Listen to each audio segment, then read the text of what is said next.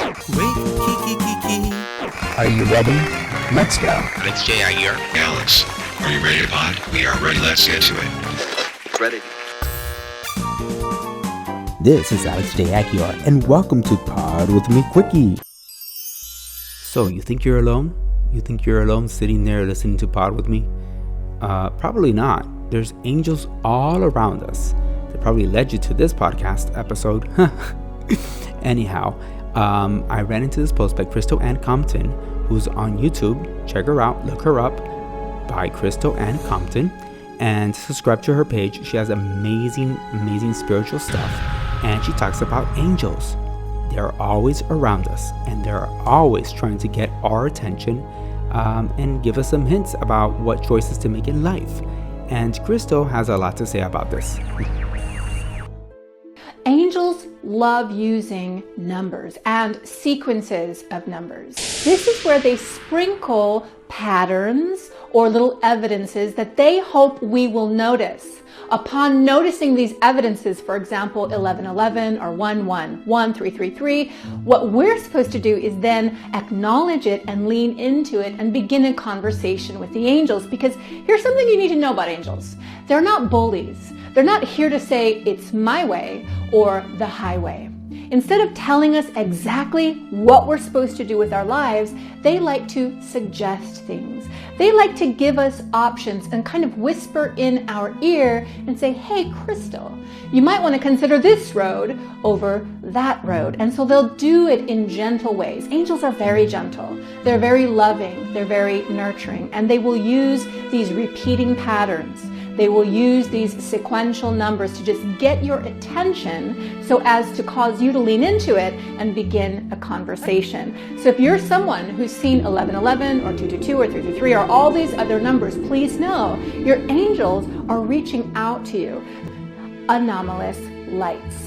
Now, when I say lights, I'm actually speaking about lights that we can see with the physical eye, with the naked vision. And sometimes they'd be white in color, sometimes they would be gold in color, and other times they would be kind of like an indigo blue. Lights and colors are something that we want to look out for because, again, this is a very common way that they show up in our environment. Next way that angels often interact with us or let us know that they're there is by giving us kind of a warm angel hug. Now, they can also give us a hug that feels very cool to us, like a breeze, but your body will actually feel electrically like something is happening or like somebody is touching you. You'll feel a warm sensation spread across the area of your chest, sometimes the area of your heart. Sometimes you'll feel this in the area of your crown or your head, like your scalp is constricting. That's often angelic, and it happens when your angels are standing very proximate to you or very close to you. And it's just one way that the physical body or the physical instrument is telling you, hey, something is going on here. Now, one thing I do want to say is other types of beings also can enter into our space and be proximate with us, and the physical instrument can also sense these beings as well, but they do not feel like angels. Angels, when we are encountering them, when we're feeling them in the body, are always good. It always feels nice. Like I said, like a hug, like they're actually embracing us, as if they've got their wings wrapped around us. And it's always loving. It's always gentle. Again, angels aren't bullies. They're not going to barrel into our environment and push us over with their presence. They're just going to kind of whisper softly and let us know, hey, we're here. Now, no angel sign list would be complete unless we talked about how the angels love to use little things to catch our attention. And in particular, they love to use feathers.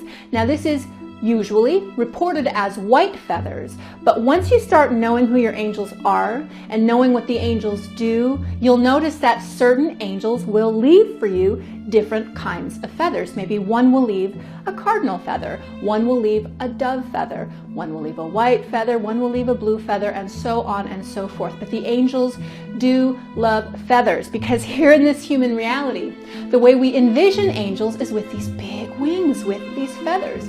Now, I'll just say to you now that that's not actually what angels have. They're just huge columns of intense and dynamic energy, but because we identify angels with wings, they like to just leave these feathers in our environment to let us know that they're there. Now, don't be surprised if your angel friends who really want to communicate with you begin to leave these feathers in very odd places.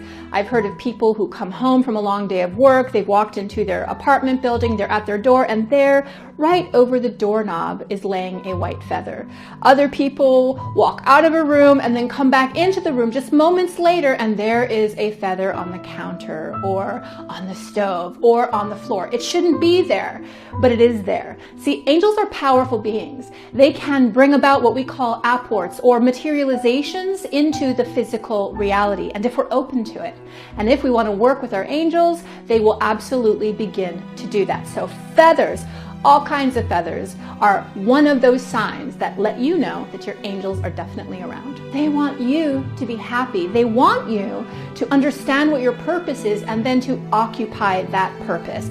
That's what they're all about. And when we start working with our angels, that's when we can really start to see our life changed. Thank you, Crystal, for all that great information. And to everybody out there that just listened to this podcast, look out, because the angels are there to protect us. And they're also saying, don't fall off the pod.